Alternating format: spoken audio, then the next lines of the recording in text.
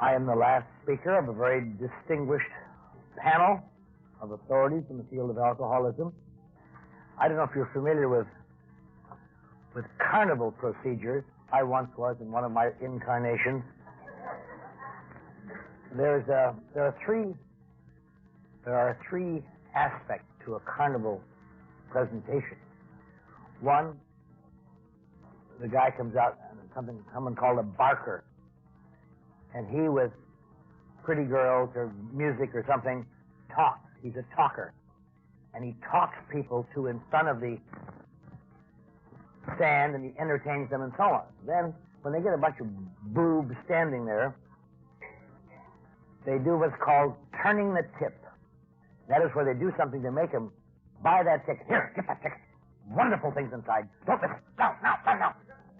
Yeah, okay. And when they get all done with that, and the show is over, they want to get rid of these boobs so they can make room for the next crowd. And they have some particularly turn-off guy do what is known as the blow-off, where you get rid of them. My job in this series is your blow-off man. So, hopefully when I'm done, you will have had enough. But in looking over the program for this series, there have been I've known a number of those people. Some I do not know, but they're bona fide, certainly are impressive. And I have known some of them, and with a great deal of admiration. Dr. Persh, for example, who I've always felt was one of the very few non-alcoholic professional people who really understood alcoholism at a visceral level and can talk about it knowledgeably, and when he can't talk about it, he sends people where they can be talked to about it knowledgeably. But if information on the subject were sufficient, we would not have the vast problem of alcoholism. Because in the last number of years, there's been a great deal of information made available and disseminated. If that amount of information were made available on cancer, cancer patients would flock to get the data, or friends of cancer patients, or relatives of cancer patients. If that amount of information was made on diabetes even, there may be that much on diabetes, but if there are people with diabetics in their family would rush to find out about it. But the peculiar aspect of alcoholism, and it is one of the borderline or negative illnesses in which your mind may tell you it is a physiologically conditioned illness, but your deep heart said, no, it isn't. It's people who don't care. It's people who don't give a damn. And you can think all you want. And this happens to people who have it. So it certainly must happen to people who surround people who have it. And that's why the dismaying, lethal statistics in this field continue to go. Continue diminished somewhat over the years, but not so much. It's an amazing thing. Most of you, I'm sure, are familiar with some of the self-help groups, perhaps. Some of you are familiar with AA or some of the others.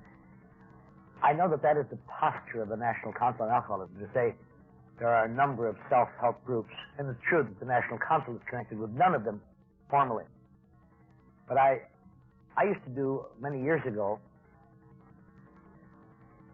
a good degree of public information speaking for the Los Angeles Council on Alcoholism years ago. And whenever we went out, it was necessary for the moderator, we talked all over other places, for the moderator to say, now we have a representative here of one of the ways to stay sober. And there are many other ways to stay sober, but we have a representative here from one of the ways. The moderator must say that.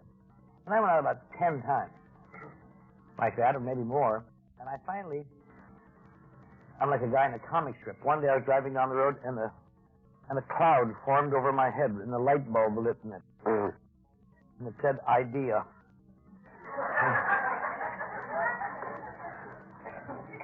And the next time they asked me, I said, I feel that I'm giving a one-sided picture to the recovery program from alcoholism.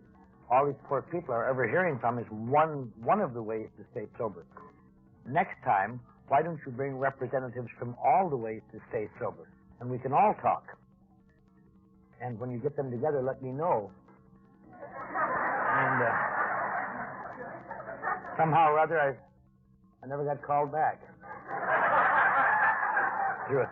But that's not putting anything down. I know that is necessary, because it is true. There are people who are sober in other disciplines or self-help than AA. It's just sometimes hard to locate them. And I don't mean that derogatorily. I just mean it. I'm just implying derogatory. I'm not really saying it is. But the problem, what's amazing is that, and has been said here, I'm sure, by every speaker who spoke here, that the great problem in alcoholism is lack of knowledge of what it really is, and with that lack of knowledge, the denial of the alcoholic to accept his own involvement in it, and the inability to treat people who don't feel they need to be treated. It really is, and the puzzlement of families who have one of them, and everybody knows they're one of them except them. And it really is a baffling thing. It's kind of funny for a while, but it isn't funny after a while. I'm in a position that probably hardly anybody in this room is in tonight or today. I have the experience almost every day of my life of seeing alcoholics die. Probably most of you don't have that opportunity. I had the opportunity intermittently of seeing cases of alcoholic insanity. Now, I've always thought, or thought for years, that alcoholic insanity was measured by people who act crazy. Now, if there's someone who's gone too far, they have alcoholic insanity. But that isn't really alcoholic insanity. That might be borderline psychoneurotic behavior. Alcoholic insanity is something different. You know, they say that alcoholism is the second greatest cause of insanity. And you just imagine someone running through halls, acting silly. But that isn't what it talks about at all. Alcoholic insanity is when sufficient alcohol has been in the bloodstream, and it varies from individual to individual, to desiccate enough brain cells so that you're no longer able to function. Alcoholic insanity is just like advanced syphilis. When enough brain cells are gone, you don't go around acting funny. As a rule, you wind up on the porch where someone comes along and changes your diapers and feeds you 3 times a day and takes you to bed and back. And once that happens, you never recover. Alcoholic insanity is a terminal thing, because anything that affects brain cells is a terminal thing, because brain cells do not reconstitute themselves. There's no regeneration in brain cells. It's really singularly unfair to alcoholics, I've always felt. The liver and the brain are 2 of the major organs in the whole body that do not regenerate new cells. And that's what alcohol hits, the brain and the liver. Some days you just can't make it at all. It's just everything you touch goes bad. But alcoholic insanity is a dreadful thing. Watching people die from alcoholism is a dreadful thing. You think of people dying from alcoholism, and the way they list it, of course, if they're dead, if we find them in the alley behind our building in the morning, I suppose that'd be considered a death from alcoholism, although sometimes they call it exposure. But I see many deaths of alcoholism that I wouldn't assume they list as a death from alcoholism. A man who's no longer able to walk and topples forward in front of a bus and the bus runs over his head. And that wouldn't be listed as a death of alcoholism, but it certainly is. Or what we see more and more on Skid Row now that never was there before, with these, because of the different character of the population. More and more knives. It's really sad to watch 2 old broken people having a knife fight, and one goes down and comes clutching in, and his stomach is cut out. Now, you say, that isn't really a death from alcoholism. But to say it is a death from alcoholism. But if you are like me, you might think, well, that's Skid Row. Sure, they're dying on Skid Row. But I think the figures or something defective, those deaths on Skid Row all over the world, all over the country, are maybe 3% of the deaths from alcoholism or less.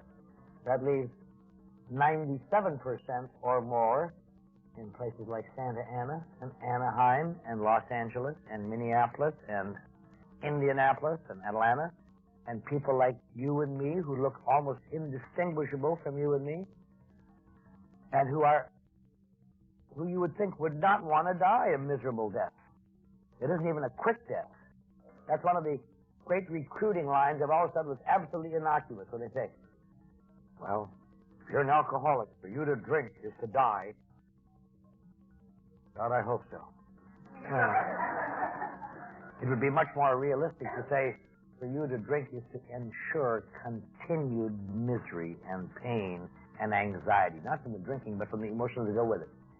Because nearly all of the medical research that has gone into alcoholism, they found out all sorts of things. You can get all sorts of data.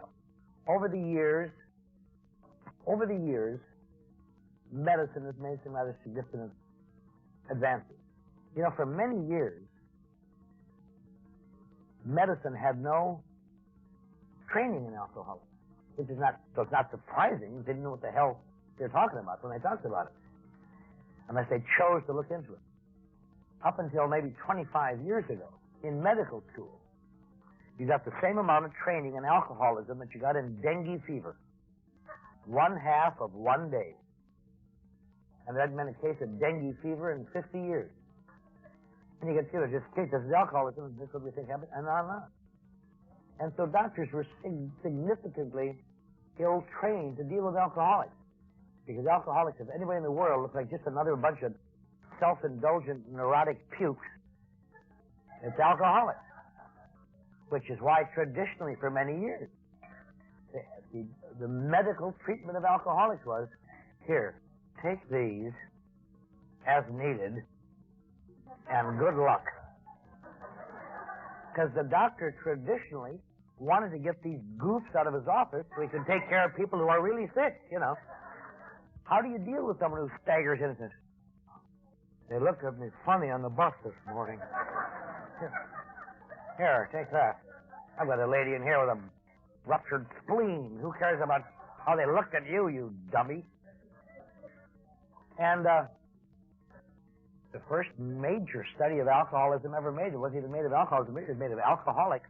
It was in the late 1950s at Yale University, the Yale Institute of Alcoholic Studies, and they studied alcoholics. They're going to make a breakthrough and try to find out what is it with these goofs. You know? And they had alcoholics of all backgrounds and all socioeconomic profiles and all. They gave them psychological profile tests. They tested them against controlled groups of people they knew to be non-alcoholics. I could give them each 2 drinks and try to measure the reaction to see if they could identify this, and on and on. I've often thought I'm certainly glad that I, as a practicing alcoholic in those days, was not involved in that test. That must have really been, you know, well, here's a drink. Drink it. Here's another drink. Drink it. Okay. Well, that's all of our tests for today. Yeah. Makes it crazy. Maybe all of your tests, Jim, but it's not all of mine. You want to see a real reaction? Give me that goddamn bottle. But they examined all sorts of people. And they never really found anything that they all had in common except 2 things. They found 2 relatively similar things. One, for reasons they could not identify nor measure, nor can people really measure it today, alcoholics react differently to a given amount of alcoholics than non-alcoholics. Doesn't mean they go crazy or they act weird. They just seem to have an overreaction somehow, which later came down to be, they call it a personality change, perhaps. But something literally, you can watch an alteration. It's like, you know, it's not surprising that Robert Louis Stevenson, who wrote Dr. Jekyll and Mr. Hyde, suffered from alcoholism. I'm sure much of that was autobiographical, just watching that personality change. Then, the other thing that they all had in common was they all ranked very, very high in perfectionism on the psychological profile. They were all perfectionists. Although none of them sure would have identified themselves as perfectionists. I never would have identified myself as a perfectionist. I do have a certain flair for if it isn't perfect, screw it, but I mean, I am not a perfectionist. And there was one other aspect which they did not measure, and I'm sure that if they would have measured it, they would have got unanimity on this subject. I am sure that if they could have found some way to insert the question or the information. Do you, deep in your heart, believe your case is different? You bet. You bet. And those are the characteristics. And then alcoholism became kind of a, with Yale, that study, it became a little more socially acceptable. And I remember I became sober in 1958. Our moderator this morning made it sound as though I were very gracious in going some years ago, I left a marketing job in Beverly Hills about 10 years ago to go down and run the Midnight Mission, which is a different situation. And when you get introductions, as our kindly Muriel did this morning, it makes it sound that I were a dedicated, wonderful man. It isn't quite that way. One of the reasons I went back there is because in 1958, I was 86 out of the Midnight Mission, and I swore I'd go back and get him someday. And so I'm down there looking for that guy assiduously. He hasn't showed up yet, but he'll be along. But I got sober in 1958, after that, and by the early 1960s, I was working again as a writer. For a long time, I just worked in non-writing jobs, such as furniture moving and washing dishes. But I finally held a job, and I was working in a medical corporation. I remember in 1961 or 62, seeing the first full-page ad I recall ever being in a medical journal about the treatment of alcoholics. And it said, to the effect, doctors, now you can treat alcoholics without side effects, without negative effects. You can do something with them. You can reduce the anxiety and conflict and keep them. And I remember thinking, isn't that just the way it goes? I fought that damn alcohol for years and almost killed me. Wound up on Skid Row, and if I could have held up 3 more years. And it even had a lovely name. It had a name that indicated freedom. It was called, this new product called Librium. And I thought, oh, if I only could have had some Librium. And there was sometime after that, I began to see the first Librium survivors, and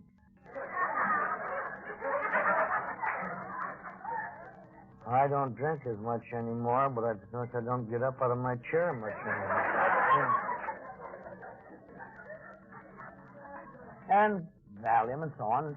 And there were still in the mid-1960s and late 1960s agencies who could not, and there still are, but much cut down, who felt that the treatment of alcoholics is somehow withdrawing them, or that they are basically people who don't want to drink, but they just don't realize what drinking does to them. In the late 1960s, there's a lot of press given to a doctor in New Mexico who had found a breakthrough to psychologically keep alcoholics from drinking. And that was, he took movies of them when they were drunk. And then, the next time they felt like drinking, they'd go by his office, and he'd run a reel for them, and say, oh, man, I don't want to be like that. Oh, thank you, doctor. And it really was tremendous. A lot of ink around the country. Except, unfortunately, of course, it got to a point where people didn't feel like going to a show before they had a drink. You would think intellectually that they would want to not drink, but that's the whole problem. And it's hard to understand that. Near the end of that decade, beginning of the last decade, they had a great treatment out in Redlands at a big hospital. And that got 2 full pages, a page with a runover for another page. And this is a religious hospital, very fine people. But they were going to find a way once and for all to get these goofy alcoholics shaped up. And they installed one of their wards, a bar. And these poor goofs would come in there. And they know they're going to a religious hospital. There's going to be some sort of harangue from them. And they walk in, here's a bar. And some goof back there, want a little drink, Slim? I'm sure the first sip was very tentative. You know. What is this? J&B Scotch. Hey, you religious people know how to treat alcoholics. So, and it really was a great cure, I'll tell you. Sorry I missed that one, too.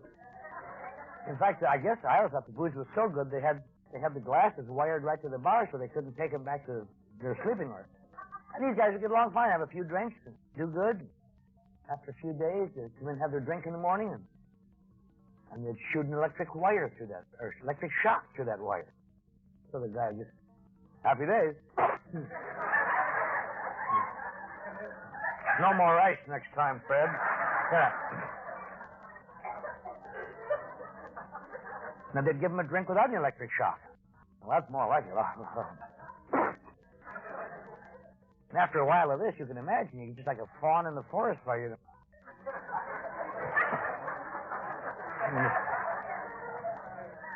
Now, finally, these guys would come in and say, you want a little drink? No, I don't think so.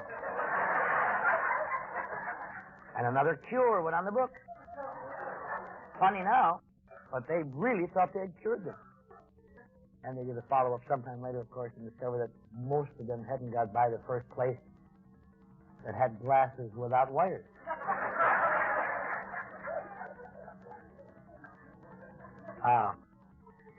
There was a big hospital in Seattle in the early 1972.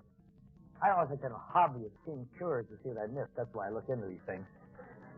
But they had a big hospital, and they were, they're still there, but with a different format. But their theory was that alcoholism is caused by an enzyme imbalance. And if you can readjust your enzymes, you should be able to drink socially. This craving and so on will go away. And they had the director of their program gave public addresses in which he was a known bad alcoholic. And he was now sober, apparently. And he'd give public addresses. And he had a staggering presentation. He'd say, some of these fanatic self-help groups tell you that abstinence is required. It may be for them, but not necessarily. With the program we have, something different can be done. And at the end of his talk, he would pick up a cocktail and drink it. Now, something like that, that's what you call your basic staggering presentation. A lot of people drifted by a 7-Eleven to see if they had any enzymes.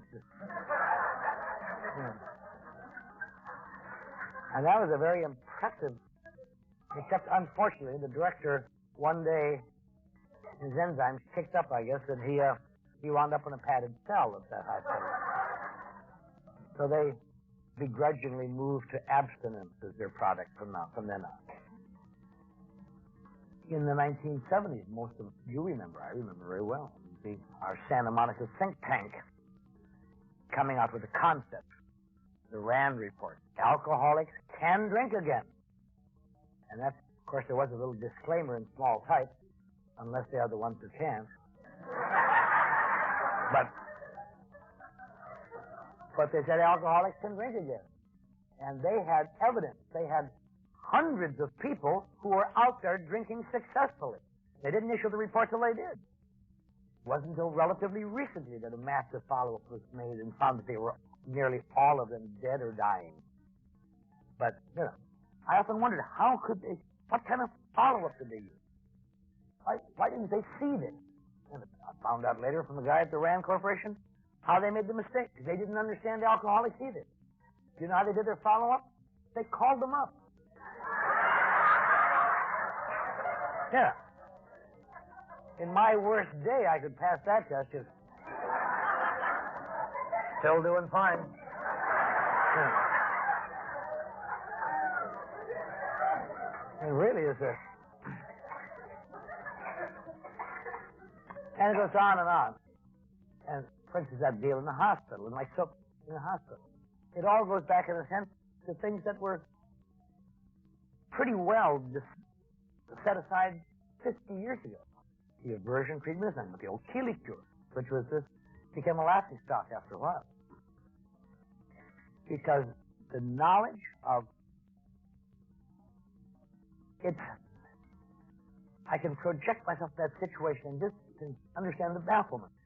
Again, if anyone had anything that was destroying them, and you got them away from it, you would be absolutely baffled if they went voluntarily back to it. You know, I know that this last year, a year ago about, a guy I know very well, a lawyer, had advanced emphysema. And he was dying from it, almost. He'd have to go to the hospital every once in a while and have oxygen stuck in his nose and down. And he'd come out and go home and fire up a cigarette. Joe, what the hell is this? How can you smoke when your lungs are? And it was just, it was like watching a man commit suicide. And when I was going home from that, I thought to myself, that's just the way it's got to be. That's just the way it had to be for my family or people who loved me. Watching me, after being laboriously withdrawn, be hospitalized, be strapped down, be put into an insane asylum, all these things, come back, and one day, hit it again. And never know. I couldn't explain to them because I didn't know why. I knew why going in, but by the time they asked me, I didn't know what it was. And that's what makes this problem so baffling. And that's what makes it so difficult to understand. Because it really gets down to this. How can anyone understand it when the person who has it won't accept it? How can anyone else accept it? And that's why alcoholism, as at the current stage of understanding, pretty much universally among anyone who knows anything about it in the medical profession or psychiatric profession, not entirely, but among the people who know anything about it, they pretty well agree that abstinence is the only answer. There is no control left. Nobody knows what. There may be control for a little while, but or as one of these self-help therapies say, there seem to be brief recoveries followed always by still worse relapse. And that's what makes alcoholism smack of moral degeneracy. And that's what makes alcoholism smack of weak-willed, pathetic people who should know better. And that's why a real case, I suppose, can be made to call alcoholism a disease of perception. A disease of perception. Not how anyone views their drinking, but much more complex. The one aspect that makes alcoholism cunning and baffling and powerful is that neither the treater or the treatee usually understands what's wrong. Really. They keep thinking that it's the alcohol. And if I can get the patient off alcohol, I'll be all right. And look what alcohol is doing to you. Why do you keep using it? And all of the research, all of the investigations into the metabolic differences of the alcoholic body and all of the differences of the malfunctioning of the endocrine or ductless glands or whatever the hell it might be, or in reverse diabetes, hyperinsulinism, all the theories that have gone on to try to describe this, the only thing that they're unable to measure is the perception of the alcoholic. And the alcoholic doesn't know it, and they don't know. And that's why formal clinical treatment has almost always been non-effective in the treatment of alcoholics. And so I want to, for a couple of minutes this morning, discuss by an odd coincidence, the title of my talk, I noticed in the program. Alcoholism, a disease of perception. Probably the number one mistake in the treatment of alcoholism, or in the identification of alcoholism. I'm certainly not accusing people of treating alcoholism wrong. I'm talking about the identification by the alcoholic or by the non-alcoholic. Is, as I said, that alcoholism is that we're dealing with an alcohol problem. It is not an alcohol problem. I would like to give you my opinion. I can give you only my opinion. I may secretly feel that I speak for the wisdom of the ages, but I'm required to say this is only my opinion. In my opinion, the great problem, I think it's borne out, is people thinking they have an alcohol problem. Now, if you have an alcohol problem, the treatment for an alcohol problem is relatively simple. You have the people not drink. That's all. That's how you do it. You may charge them a lot for the data, but that's what it is. Don't drink. But this is not an alcohol problem. I don't believe alcoholics have an alcohol problem. Now that sounds upside down. But I want to say this slowly and clearly and distinctly. Because it sounds like heresy, but I bet my life on it every day. If my problem is alcohol, I am not an alcoholic. Or conversely, if I am an alcoholic, my problem is not alcohol. Now that sounds really crazy, doesn't it? But it really is literally true. Because if the problem is alcohol, the solution to it is not drinking. And that solution has been found 5,000 years ago. This is nothing that was stumbled on in research recently. If you have a problem with alcohol, you don't drink alcohol. If you have a problem, if you're allergic to orange juice, and every time you take a glass of orange juice, it makes your nose fall off, you know, defining it with the additional amount of help, you come to the conclusion, I'm not going to drink that orange juice. You might give it one last shot just to be sure. I've lost my nose. How do I smell? Pretty bad, you know. But if that's the problem, if it's changed, and people like me, and I'm sure like many people like me, have tried that again and again. I have sworn off with and without oath. I'll tell you, probably the most important single swear-off I ever made.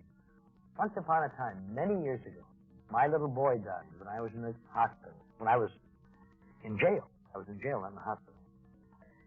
And the judge released the judges in there for drunken scuffling, and I was an executive. And his little casket was about this big. And I felt so remorseful. And I carried his little casket. And I said, I'll be his pallbearer. I don't want somebody else touching his casket. And I set it down, and I put my hand on it, and I took a vow. This will never happen again. Ever, ever. Baby John, if it ever happens to me, I hope my arms wither and fall off. And I had tears of absolute sincerity in my eyes. I would have given my life to keep that from happening. And about 29 days later, in another city, I was working. The feelings of remorse and pain were so intense that I had to have a few drinks to relax. Now, you try to explain that to anyone. And I remember my family saying, how could you? How could you, after what happened to John, how could you get light? There's no answer. I have no answer. I don't know. I knew why going in, but I didn't remember why coming out. And it goes on like that. If the withdrawal from alcohol is the answer, no matter how you do it, whether it's done nicely in 30 days or do it cold turkey on the floor of a jail, the one thing is you get withdrawal. But that's how you beat an alcohol problem. Now this funny, deadly, bewildering, baffling, frustrating thing called alcoholism has one significant difference, and that is this.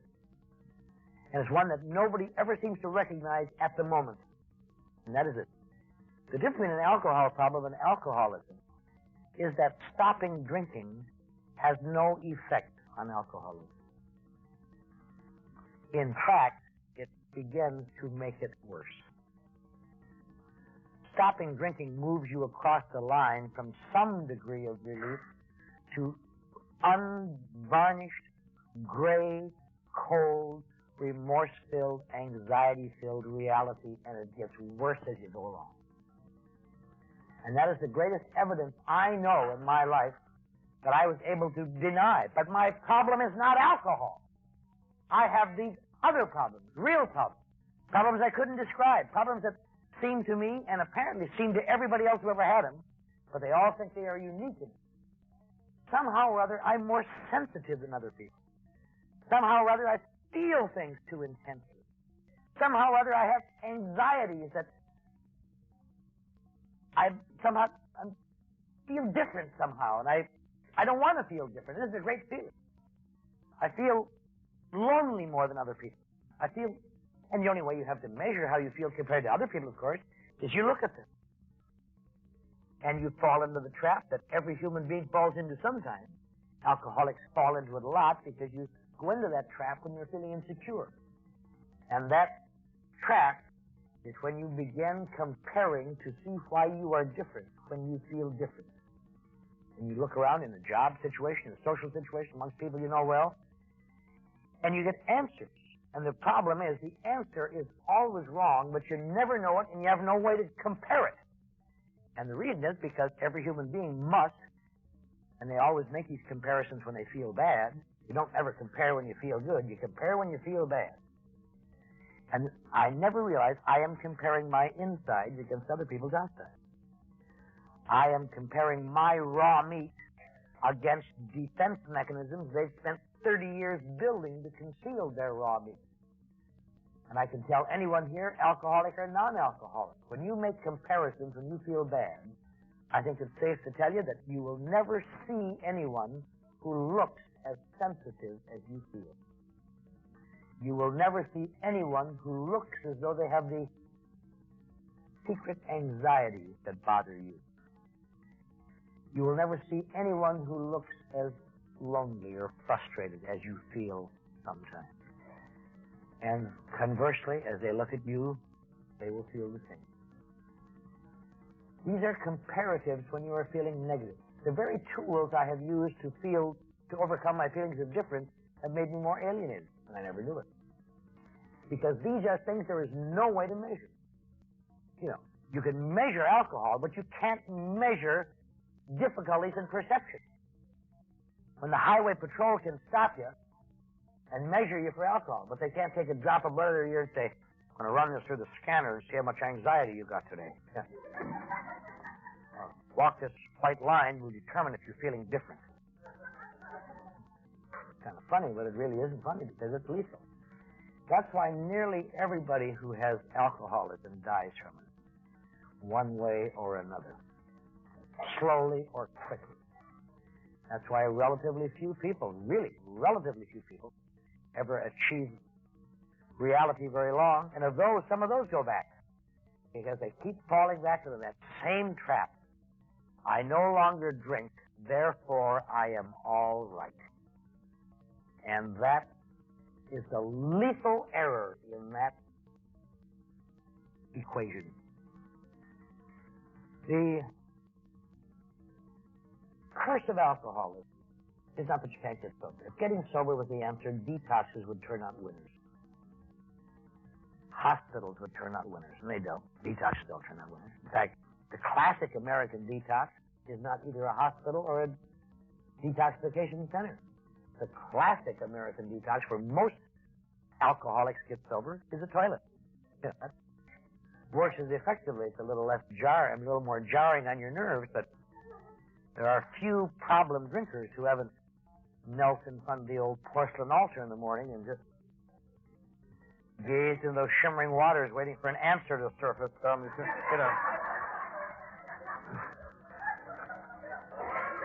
And you even can say your morning prayers. You could say, "Oh God, But the one thing that happens is you detox. One of the things that makes alcoholism a little bewildering, I used to have the impression, because I used to hear people, real alcoholics, talk about they had stayed drunk around the clock for 20 years. And I think to myself, that's an alcoholic. Not a slick guy who's had a series of bad breaks and misunderstandings. But found out something else.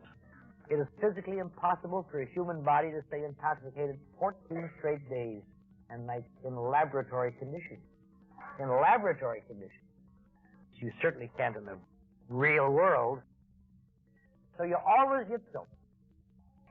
And the curse of alcoholism is sobriety. And now that doesn't make you an alcoholic, necessarily having an unpleasant reality.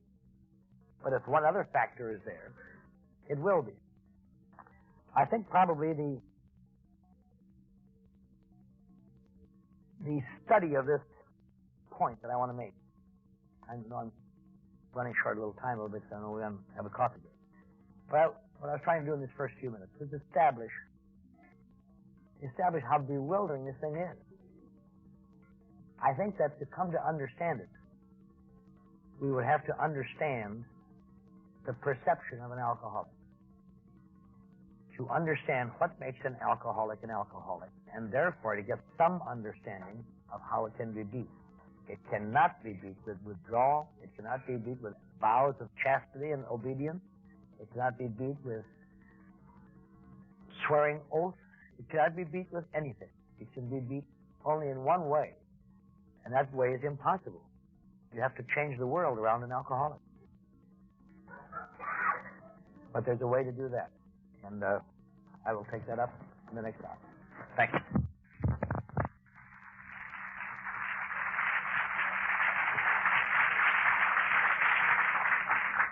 Thank you very much, Clancy. Alcoholic emotions can also be, I would suppose, be described as highly sensitive emotions. Or another word that is really just terrible. I would prefer never to hear it mentioned in my presence because it's so true. Childish emotions. Childlike emotions. And it's almost impossible to evaluate them because they're in a grown-up body, with a grown-up brain, with grown-up abilities, with grown-up skills, with grown-up abilities to rationalize and justify, with grown-up everything. And all of this at the intermittent beck and call of childlike emotions, overreactive emotions, immature emotions. To handle and overreact badly to conflict. When the alcoholic gets sober, little by little the conflict comes back and he begins to react and overreact.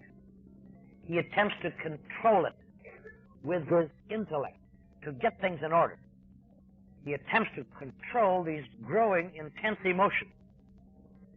But there's one fact I think that is unquestioned in the study of the human psyche, and that is this. When the intense emotions and the intellect are in conflict, the emotions will always win. Always win. Sooner or later they will win. The intellect gets tired and takes a walk. And you can fight it and fight it and fight it. The power of the intellect to subordinate the emotions by inflicting its intellectual will over them.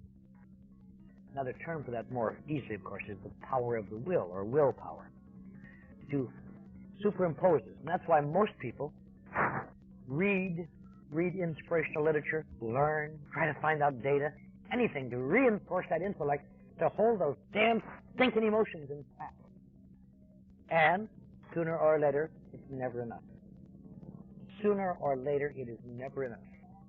The strong, neurotic emotions will always overtake and subordinate the intellect.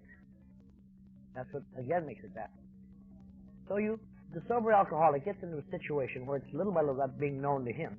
He sees things. His perception of things are absolutely clear. These are the things that are happening, and so your reaction to them becomes real, and that's the only way they can be reacted to, given the nature of these things.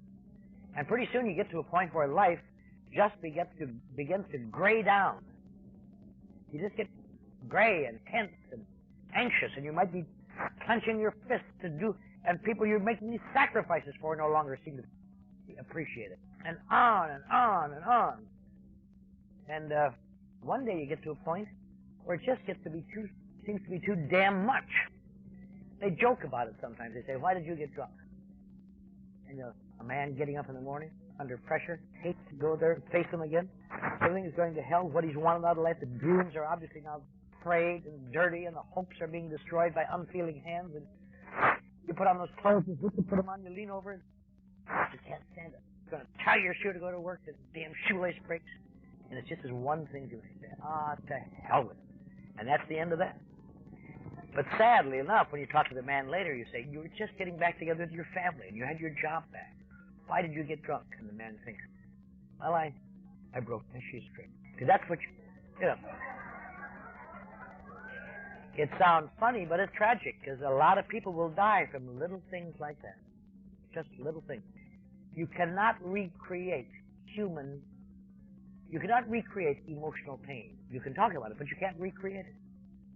The human mind has been blessed or cursed with something called dynamic memory. In other words, the tendency to enhance pleasant memories and to diminish unpleasant memories. That helps people stay sane, of course. Oh, God, that everyone in the room has memory. That, thank God, nature has put a scab over it, or you wouldn't have been able to bear it. But also, you cannot really recreate what happened. So, there you are. And you get to a point where it's untenable. Now, even then, that doesn't make you an alcoholic. That is not exclusive to alcoholics. There are millions of people who get just like this who are not alcoholics. They are known medically as intense or acute neurotics. They still see reality. Psychotics don't see reality correctly, but they see reality correctly. But they're reacting to it badly and emotionally. And things get obsessive, and it just gets terrible. And unless something happens to help these people either diminish the conflict or diminish their reaction to it, some of them snap, and they become what's known as psychotic. And psychosis is when your brain, ultra simply, lowers a distorted glasses so you see reality differently, but at least it resolves the conflict, or much of it. Now, it's a funny thing. Alcoholics rarely ever become psychotic. Hardly ever. Cases of alcoholic psychosis are just as rare as hen's teeth. Why? Because when it gets that bad, they will drink alcohol. Now, the question is, why don't these neurotics drink alcohol and relieve the pressure? And there comes the most interesting facet of alcoholism. Because they do, and it doesn't remove the pressure. That's the difference between a neurotic and an alcoholic. An alcoholic gets a special effect from alcohol that most people don't get. That's why their drinking will not give them any relief. An alcoholic, he keeps every alcoholic and the people around him keep seeing what alcohol is doing to you. But by that time, it's way down the line. So, operational aspect of an alcoholic is what alcohol does for him or her. And he doesn't know it does anything unusual for him, and nobody else does. But he can literally alter his perception of reality with alcohol. I can literally alter my relationship to my environment. I can literally, almost instantly, make myself bigger and more self-contained, and them smaller and less threatening. Now, I didn't know this was doing this to me. I don't know where you'd ever find it out. Because that's an inside thing. And you just assume it does that for other people too, and if they don't drink, that means they don't have the pressures you have. That's why drinkers wind up running with drinkers. Nobody wants to be a drinker and wind up with some goof. Stop after work and say, "Do you want a drink?" "Yeah, thanks." "Okay, let's have another one." "Oh, no, thanks. I'm starting to feel it."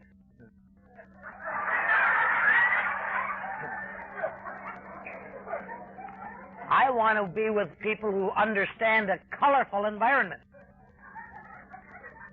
When I'm in a bar at 11:30 at night and somebody says, "Hey, let's go to Tijuana," I want to hear voices saying, "Yeah, yeah." I don't want to be around some little goof that says, why? I have to be to work at 9. What'll I tell Phyllis? Tell Phyllis to keep you home, you sick little son of a bitch. Come on, let's go. I want to be with colorful people.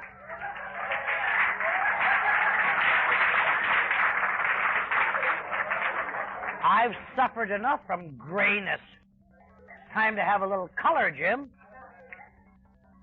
There's a lot of ways to measure alcoholics, but it's this kind of a joke way, but it always strikes me as kind of funny. The non-alcoholic personality.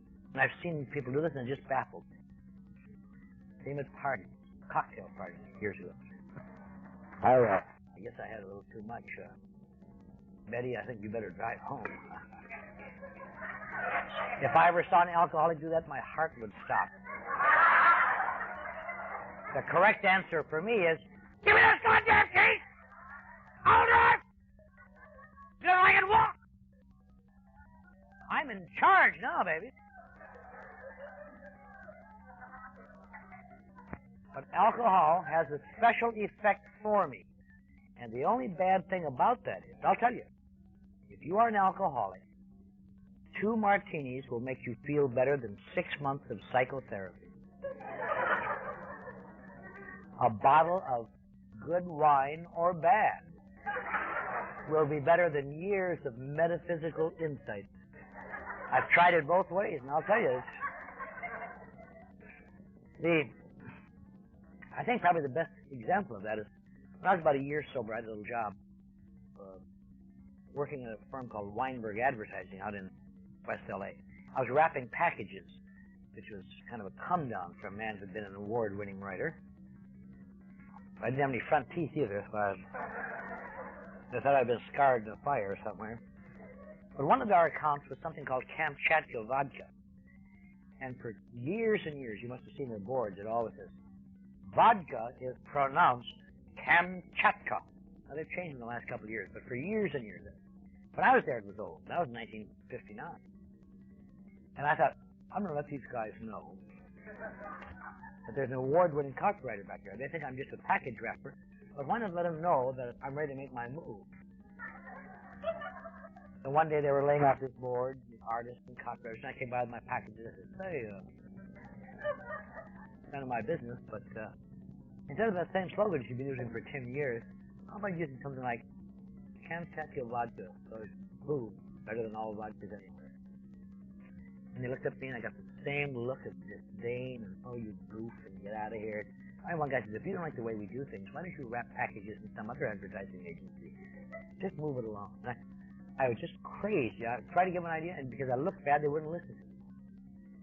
And that night I was talking to my AA sponsor, and I tried to tell him this story. Shut up, he explained. Try to be a man about it. But I finally told him this whole hideous story. They won't even listen to me. They won't even listen to me. They would kill us. And he says, can't you ever understand? I've been trying to tell you this for a long time. In those kind of situations, they're not putting you down. They don't know what the hell you're talking about. To them, Kamchatka vodka doesn't go boom. To them, Kamchatka vodka goes blah, blah, blah. That's why you're in this damn meeting and they're not.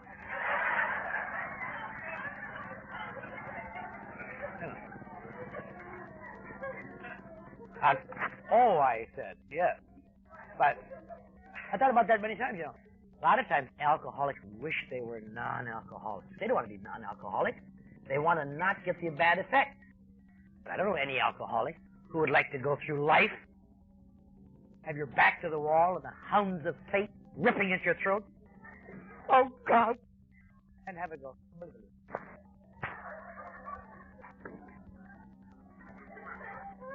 Only about 3 to 7% of all drinkers will ever know what I have took for granted all my life.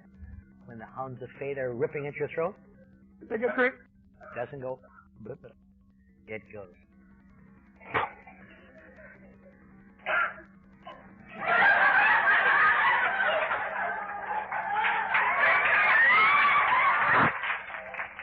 Nothing changes, but it looks different. Now, if it does that for you, the one little negative thing happens. The tools I have or have lost in dealing with conflict, the ability to process conflict and difficulties, atrophy a little bit more from non-use. What's the sense of working out a painful situation for 2 weeks when I can change it in 2 minutes? So, by the time alcohol is doing something to you, it's way down the line. By the time it's doing something to you, sustained reality is just about untenable, piece by piece. The curse of alcoholism is that reality has become untenable, sustained reality. And you can have every reason to work, and you can prove your reasons are right. I watch men die, and every one of them can assure me they're not really alcoholics. They had real problems. So, it appears that the insoluble, unsolvable aspect of alcoholism is that somehow the world has got to change for this guy to make it, or this girl to make it, and you can't change the world. So, there you are. That particular combination of alcohol, the answer now becoming alcohol the problem, together with a reality that sooner or later is so full of sharp corners it's unbearable, that is called alcoholism. And the reason people die from it a lot of times is because they confuse it with an alcohol problem. Alcohol. That's why very, very few people who work in the field of alcoholism understand it unless they be alcoholics. That's why many people who work in the field of alcoholism and teach it well and do not take care of their own perceptions get drunk again. Sad fact, but true. All the knowledge of the intellect doesn't help when the emotions start to surge. You can be the smartest or the dumbest. I watched the department head at Caltech, and I watched ditch diggers die from the same exact reason. Now, that is why it is almost imperative that sooner or later the alcoholic gains something besides knowledge of his illness, because knowledge alone is not enough. That is why, for most alcoholics, something in it, nearly all every alcoholic, I suppose, something addition must be added. He must have something or some way to little by little take some stride towards altering his perceptions of reality. Now, you cannot alter your emotions by thinking. You can over a long period of time. But that's like saying, I'm going to make up my mind. I'm not going to be hungry tonight. You have no control of it. There's that old hideous example they've used many times, this makes me sick, of eating a whole bar of X-Lax and saying, I'm not going to go to the toilet today. I'm never going to look at another pretty girl. I'm never, on and on. You can't, these are from the subconscious. You just condition reflex. Like say, I'm not going to blink. But a guy waves his hand by your eyes and you blink. You don't think about, shall I blink? You just do it. It's condition reflex. That is why things such as Alcoholics Anonymous is very effective.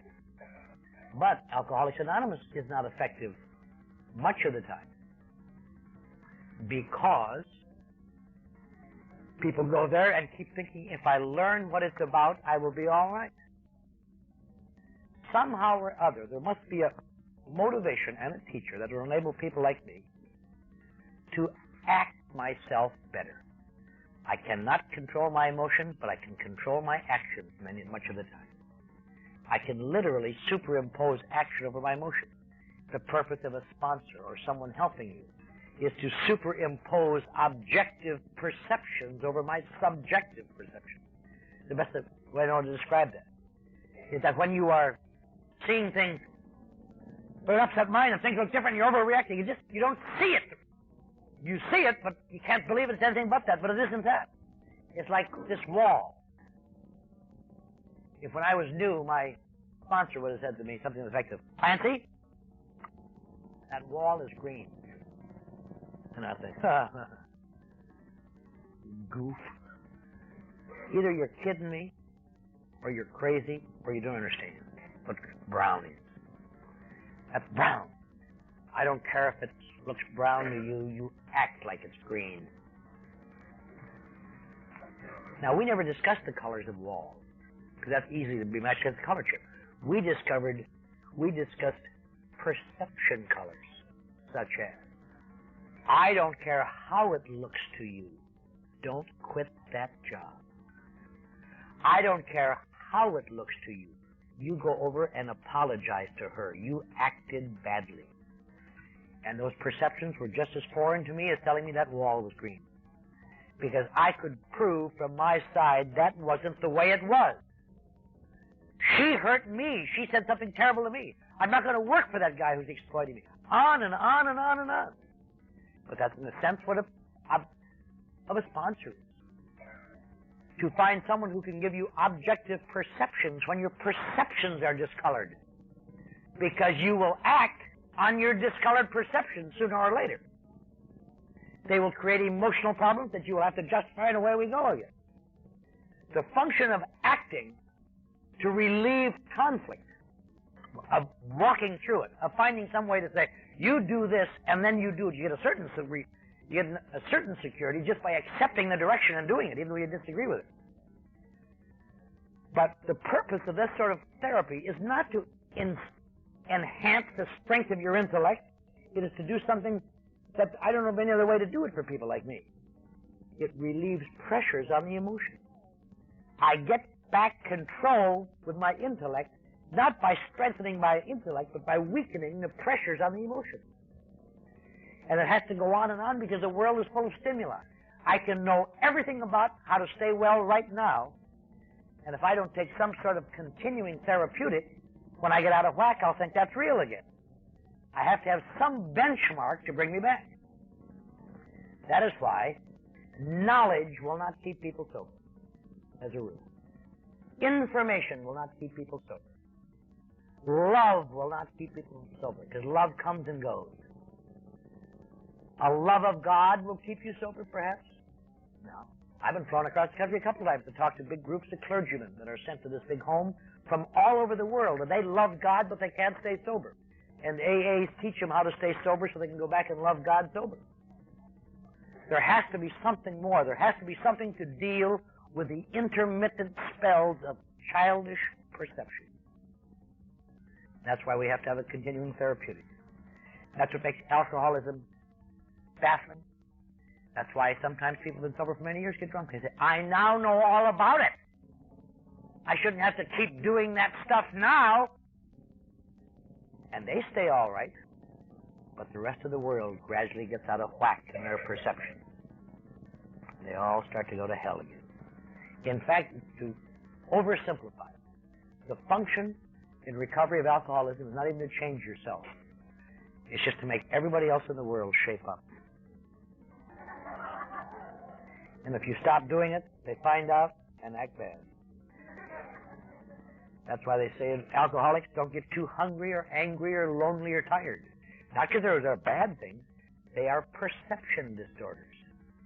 When you're hungry, you have a tendency to become impatient and intolerant. Hey! When you're angry, it is always justified, but it's an obsessive emotion. Hey! What did you do today? Should you be angry? Shut up!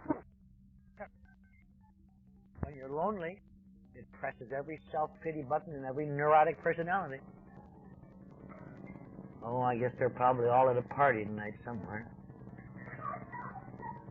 I'll be all right. I like watching poker. And when you're tired, you stay the same, but people take advantage of you. I don't know how they know. Total strangers. I've noticed this a couple of times. I get on the Santa Monica Freeway in the morning to go to work after I've given my all for others. And I'm tired. I just want to get to work. And I can just see some old lady up there. See the boy in the blue Ford? He's tired. I'm going to cut that son of a bitch off. Yeah, it just makes you crazy. That's why people like me have to sacrifice all the time. I must sacrifice and take care of myself and keep taking remedial action. I don't even do it for me. I do it so all of you will stay okay. That's a hard concept because all of my life I've been trained, if I know it, I can beat you. And here, knowing it isn't worth a pitcher of warm spit. It isn't worth anything. Doing it. Doing the remedial action, no matter how you feel at the moment. I must not allow my life to be at the beck and call of childish emotions that even now occasionally creep up on me when I'm not taking care of myself. That's what alcoholism is.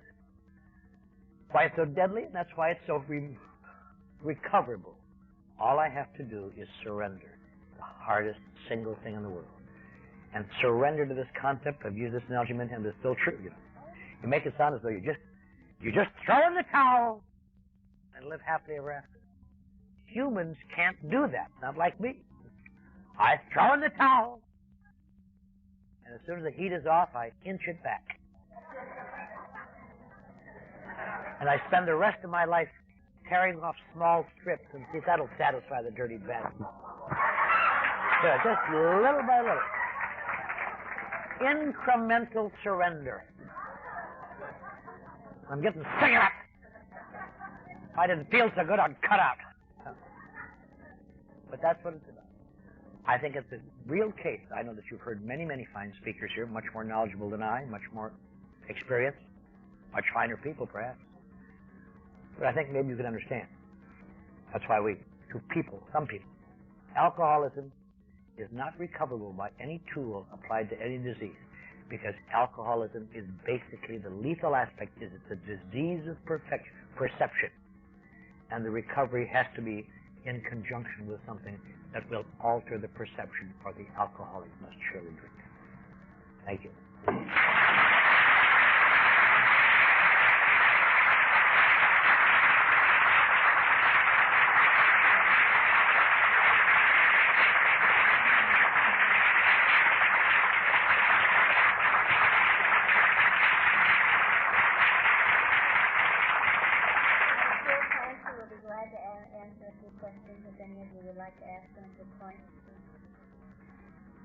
I'm very pleased, let me say this, I'm very pleased that you gave me a halfway standing ovation, but if you really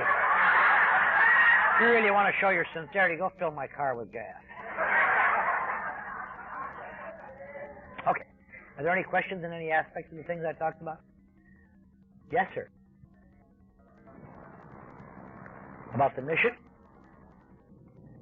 Well, I guess I've covered my primary subject perfectly. Now I have to go on to other subjects, all right?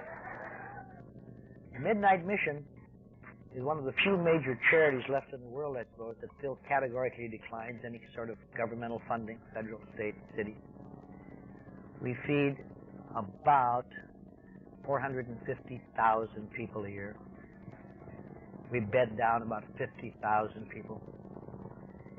It is not an alcoholic treatment center. It's way below that. Although we do have AAs come in and put on meetings 3 nights a week, and occasionally someone will get a spark out of that. All of the employees of the mission are men who have come off the street at one time or another, hopeless, because we believe there it is not an AA facility at all. But I believe the same concept applies. You work yourself back to self-worth. You do not think yourself back to self-worth. And occasionally some guy will get out of there and do good again. Another guy will fall by the wayside. We are not connected with any church. It may be the only major mission in the world where you don't have to listen to a religious service to get fed or bedded down. I'm not against religious services, but in my experience, there was a certain negativism that applied to me only in my reaction to being sick with hunger. Have a man hold some food and say, "Here's some dinner for you. Sit down over there for an hour and then I'll give it to you." And after I preach to you for an hour. That sometimes doesn't increase your spiritual growth. I'm not against it. It works for people. We have some funny things. We have the only state employment office located in a private institution in the state of California in our building. And we get hundreds of jobs out of there every month. Not executive jobs, leaf raking, peddling handbills, but ways that guys can start working their way back to reality. We distribute clothing. And oddly enough, this whole thing is run exclusively by public contribution. That's unheard of in this day and age. At Christmas and Easter, we put on a formal campaign, and I try to get a little TV time if I can here and there, and explain what we're doing. I mean, don't pay for it. And we send letters out to anybody who might be interested. We can't send them to everybody, but we send to who we know about. And the contributions come in, and people leave us little money in their estates here and there, and little things like that. And so we function well. It is almost the opposite of what a mission should be like. There was an old mission there for many years, the Midnight Mission, but it got knocked down in the earthquake in 1971. The directors and insurance money and so on buttonholed their friends, and they built this modern, airy, spacious, sunny thing.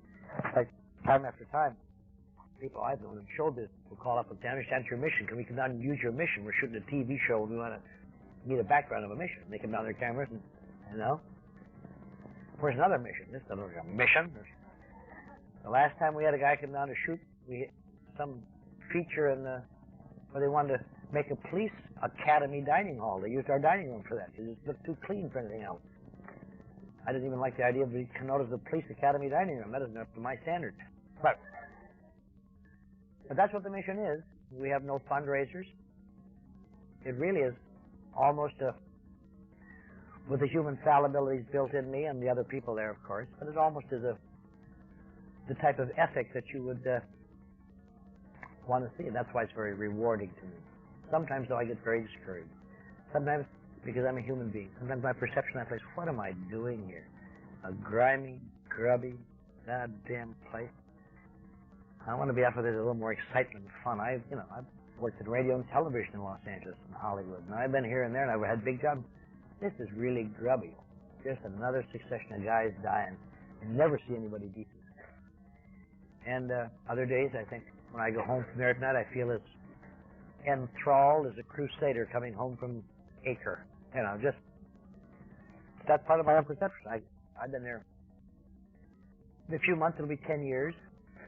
And maybe at the end of 10 years, I may one day just decide, hey, and I may be there for the rest of my life. I don't know. I don't want to project into it, although I'm getting a little too old to get into branch manager training for household finance, so I may have to make my move pretty soon.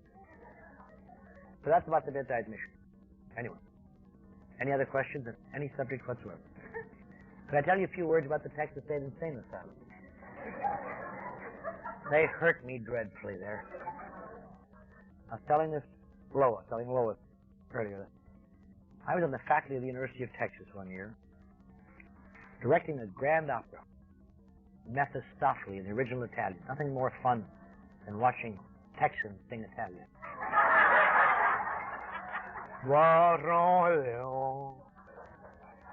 And through a series of bad breaks and misunderstandings, later that year I was in the state asylum in Big Spring, Texas. Not for drinking, I'm happy to say. I hadn't sunk to that. There was just some erroneous perceptions that made me think I'd be better off dead than alive. And they saw in my record that I had directed a grand opera, so they had me direct the Christmas pageant. It was not quite as complex as a grand opera. It was just kind of a second grade level so the whole student body could follow along. The director's main job that I brought off beautifully. I was able to keep the three wise men off the Virgin Mary till the curtain got up. Never got any appreciation for that either. Let me tell you something about the Phoenix drunk tank. That's a bad place.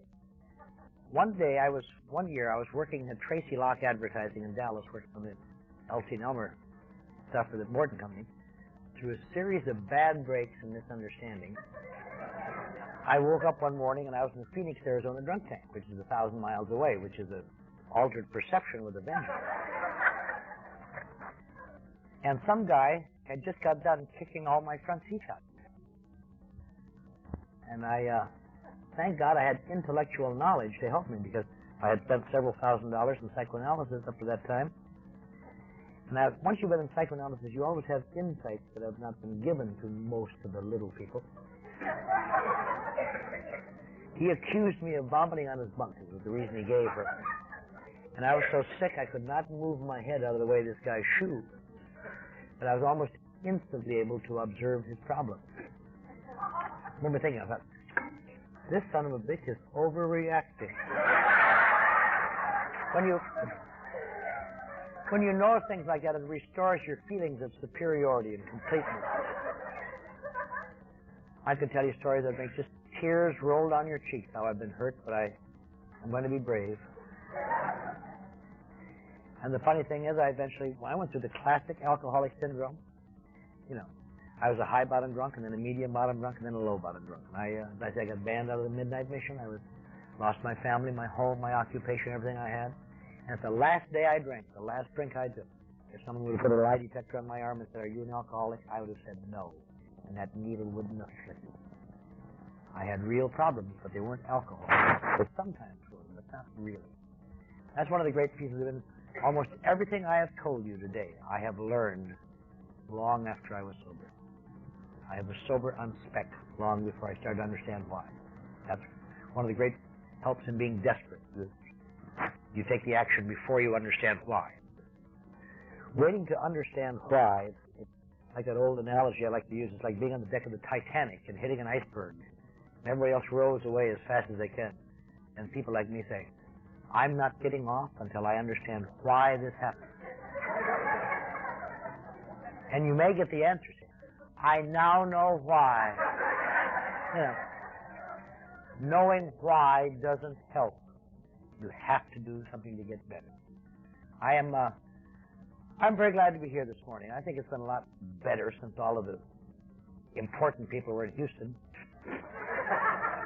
Just us little people gathered together here to share. I appreciate being here, and I want to thank Muriel and the group for inviting me, and it's been a nice experience, and thank you very much.